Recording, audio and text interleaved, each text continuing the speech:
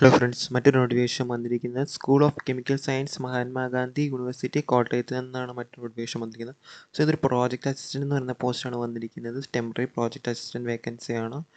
So ഇതെന്ന് പറയുന്നത് funding agency എന്ന് പറയുന്നത് ANRF ഇന്ത്യയാണ്. സോ പ്രിൻസിപ്പൽ ഇൻവെസ്റ്റിഗേറ്റർ ആയിട്ട് വരുന്ന ഡോക്ടർ ശാന്തിനി PV ആണ്. Assistant professor, school of chemical science, MG university കോട്ടയത്തേക്കാണ്. ഫെലോഷിപ്പ് നിങ്ങൾക്ക് കിട്ടുന്നത് 27,000 ആണ് പെർ HR നിങ്ങൾക്ക് കിട്ടുന്നുണ്ട്. സോ ഇതിൻ്റെ ക്വാളിഫിക്കേഷൻ പറയുന്നത് MSc in chemistry, minimum 60% mark ഉണ്ടായിരിക്കണം. Candidate who are passed with GATE or NET will be given preference എന്ന് പറയുന്നുണ്ട്. ഈ പ്രോജക്റ്റ് ഡ്യൂറേഷൻ എന്ന് പറയുന്നത് ഇനിഷ്യലി ഫോർ 6 months ആണ്. പിന്നീട് അത് 2 വർഷത്തേക്ക് എക്സ്റ്റെൻഡ് ചെയ്യുമെന്നും പറയുന്നുണ്ട്.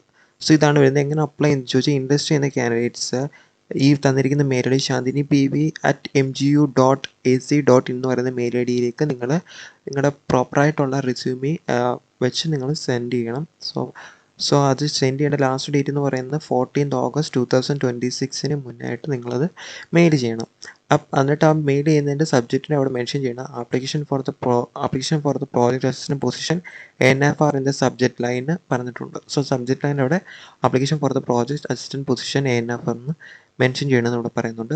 Application should be include your latest resume എന്ന് ഇവിടെ മെൻഷൻ ചെയ്തിട്ട് അതും കൂടെ ജസ്റ്റ് ഓർത്തിരിക്കാം. ഷോർട്ട് ലിസ്റ്റ് ചെയ്യുന്ന കാൻഡിഡേറ്റിനെ ഇൻ്റർവ്യൂവിന് അവർ വിളിക്കുന്നതായിരിക്കും. അത് നിങ്ങൾ കൊടുക്കുന്ന മെയിൽ ഐ ഡി ത്രൂ ആയിരിക്കും കമ്മ്യൂണിക്കേറ്റ് ചെയ്യുന്നതെന്ന് ഓർത്തിരിക്കുക. ഇത് പൊസിഷൻ പ്യൂർലി ടെമ്പററി ബേസിസിലാണെന്ന് ഓർത്തിരിക്കുക, പ്രോജക്റ്റ് ബേസിസിലാണ്.